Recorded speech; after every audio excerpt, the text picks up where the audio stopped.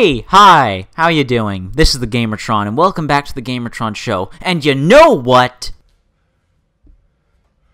It's time to stop! Indeed, it's time to stop blaming video games for an unsolvable problem. This is a problem for a lot of video games that I talk about on this channel, specifically the games I play, and that's player population, player count, and player drop-off. I've seen a lot of YouTube channels pop up as of late who will remain unnamed for the sake of avoiding drama, but there are certain YouTube channels bringing up statistics and player counts, player population, player numbers, for the sake of pushing their own twisted, false narrative on a game. You notice nowadays how you see more and more people say, oh, the people stopped playing this game because of this. People don't like this game because of this. The game has such a low player count because of this, this, and this. Such oddly specific things that somehow these individuals seem to believe that everyone is just in agreement over. Yes, let's generalize the mass group of players who play this game. Let's just all assume that they play and don't play video games for the exact same reason you do. Bravo! Bravo! Nice way you're manipulating the numbers there to make yourself look like the pariah of gaming. Now I'm going to lay down some hard facts, some hard truth for you all. I'm not going to be subjective. This is not my personal opinion. I'm about to lay down some hardcore objectivity on you. Get ready. Here it comes. Believe it or not, some people just stop playing games because they've had their fill of it and they move on.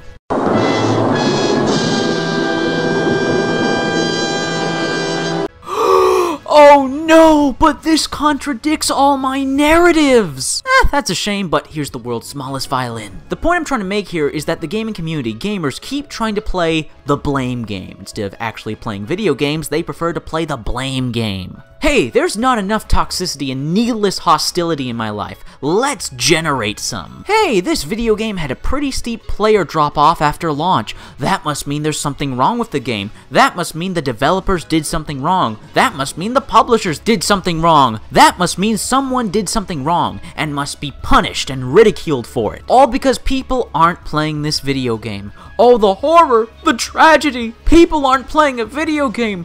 This is a crime against humanity. I mean, you can act like a drama queen man-child, or you can grow the fuck up. You know, apathy isn't always a negative, right? We honestly, and I mean this, we don't need to make a big deal out of every little thing and everything that happens. And for some reason, nowadays, every time a game has a drop in players, every time the player population decreases, I see video after video of people proclaiming, the game's dead, the game is dying, there's something wrong with the game that's pushing players away. Here's a question, why does something always need to be wrong?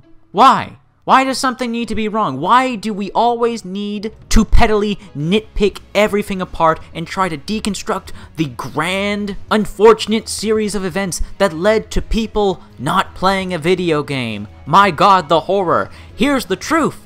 Here's the absolute truth. Here's what happens. Here's what the vast majority of people do. And I know this. I know this from personal experience. I know this from asking around. I know this from basic common sense and deduction.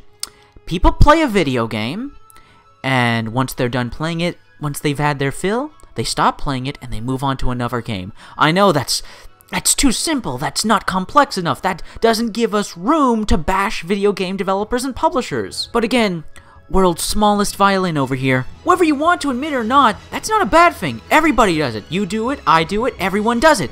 You play a game, you beat the single-player campaign, maybe you dabble in the multiplayer, play it for a few weeks, if you're lucky a few months because you really like the multiplayer, you want to unlock everything. But once you've had your fill of the game, you stop playing it and you move on to other games. For some reason, I see these YouTube channels popping up making these videos proclaiming there's something wrong with this game did something wrong because after release date, there's less people playing it now.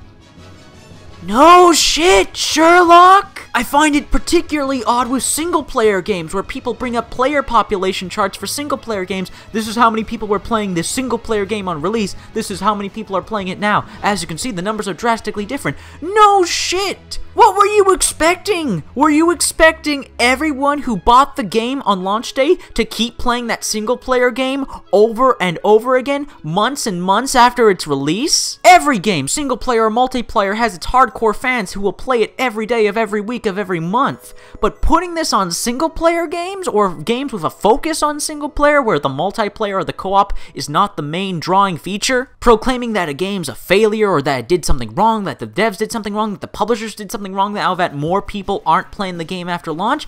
I'm sorry, but your argument is just stupid and nonsensical. What point are you trying to prove? In this deluded fantasy world of yours, everyone has to play this one video game at release and not stop playing it for the rest of their lives, else the game's done something wrong, it's a failure, and the devs did something wrong, and the publishers did something wrong, and we should point at them and laugh at them and say, do better? The fuck are you trying to gain here? I would think common sense would apply, and we would think with our heads that, hey, maybe the player population decreased because people picked up the game, they played it for as long as they wanted to, they had their fun with the game, then they stopped playing it to move on to their favorite games, their safe space games, or the next new games.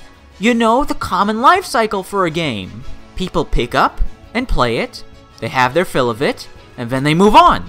Why is this so hard to grasp? Why is this so hard to understand? Why is there debate? Why is there discussion, drama, controversy over a player population dwindling? I don't get why people make this such a big deal. The only time I would ever consider it a big deal if it was a multiplayer only game. If it was a multiplayer only game and all of a sudden all the people needed, all the players needed to participate, to play, to actually access the content you paid for. A multiplayer only game needs players. If all of a sudden the player population suddenly drastically drops, then yeah, that multiplayer only game has done something wrong, because as a multiplayer only game, it is the developers' most needed, most desired, intentioned want and need to keep players playing their multiplayer only game, since the game is only playable with a large group of different people playing it. Which is why the player population for a game like Titanfall matters. Titanfall 1 is a multiplayer only game, period. You cannot access the content, you cannot play that game without other people, so the player population matters. There was no single player, there was no PvE, there were no bots. Which is why it still boggles my mind to this day that they haven't done anything about that. Like, are they just gonna let the game die? That's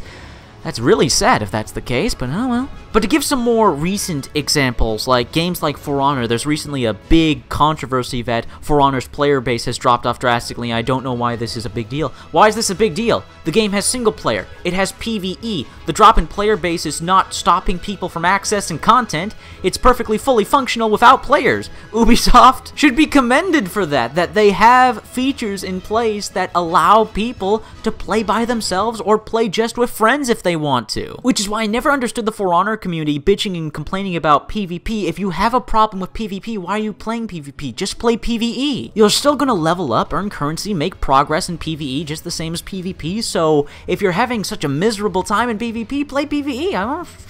That's a personal rant for another time. Point is, player base in For Honor, player population in For Honor, doesn't really matter. You can still play the game, it's fully functional without players. And, like most other video games, people wondering, why did the player population drop off so much in For Honor? Yeah, here's a crazy idea, may blow your mind. I know this is so crazy. Maybe people just played the single player campaign, and once they were done with the single player campaign, they moved on to multiplayer, and once they leveled up in multiplayer, played a bit, got a feel for it, had their fill of it, they stopped playing and moved on to other games. Craziness! No, but this goes against our narrative that there's something wrong with the game and the game is bad. But that's the real issue of the matter here. People trying to use player population, player count as a problem, trying to say this game is bad, this game has a problem because there's a lack of people playing it. Even if it's like single player or PvE, no PvP, there's a problem. There's something wrong with the game. It needs to be changed to suit our narrative that this is a bad game and you should play our good games that we love. Because we're petty and pathetic gamers like that. Look, everybody, we're overcomplicating and oversimplifying what is a very common non-issue. It's a non-issue. People stop playing a video game. This happens all the time. Unless the game is multiplayer only, this is not an issue. Gamers, players, people are allowed to do with their time as they wish. What, you want them to drop everything and play this video game so that the player population remains at the exact number, the exact player count as in launch? People aren't allowed to play anything else. If they stop playing the game is now a failure and there's something wrong with it? You're delusional. Player count decrease, player population decrease is an unsolvable problem because the only way to solve the problem is to impose your will to that of other people. You're trying to force them to play a game that they may not want to play. They don't necessarily have a problem with the game, they may not hate the game, but hey, I played a few hours of it, I got my fill, I had fun, I'm moving on. No! No, you can't. You must keep playing this game to the end of time so that the player population remains the exact same for all time, else the game is a failure and it did something wrong. But the game didn't do anything wrong. I played it, I liked it, but now I'm going to play something else. No! You're not allowed to! If you do, however, then we will harass and insult the developers and the publishers, take a tiny, tiny little issue the game may have, and blow it hugely out of proportion. I cringe and shrug when I think of the ridiculous reasons people have tried to come up with for why people have stopped playing this particular video game, why players left this game. Not because they played it, had their fill, and moved on. No, no, no. Gamers aren't just allowed to play something, enjoy something, and move on. No, you have to play it till the end of time, and if you don't, there's something wrong with the game. For instance, with For Honor, it's the peer-to-peer servers, and people blew that way out of proportion, making it sound like the game was unplayable. We've played multiplayer video games with peer-to-peer servers forever. Why is it all of a sudden a horrendous sin all of a sudden, on the flip of a dime, just for Honor? The Division is a Destiny clone. It has bullet sponge enemies. First off, that's unfair to label every game a clone of another game. Games are allowed to exist in the same genre, you dummy. And on top of that, bullet sponge enemies are nothing new. Some people like bullet sponge enemies, find them satisfying to take down, others don't. Others like quick kills. It's just a different type of time to kill. You really think everyone's gonna stop playing a video game simply because of time to kill? Well, we're not allowed to have different times to kill? Every game has to be like Call of Duty now? Everything dies in one shot? Everyone stopped playing Evolve because it was a walking simulator and it had microtransactions. You know there were other game modes besides Hunt, right? In Evolve? You know there were other game modes that didn't just have you playing grab ass with the monster, that actually had you playing objectives and force the hunters and the monster to fight?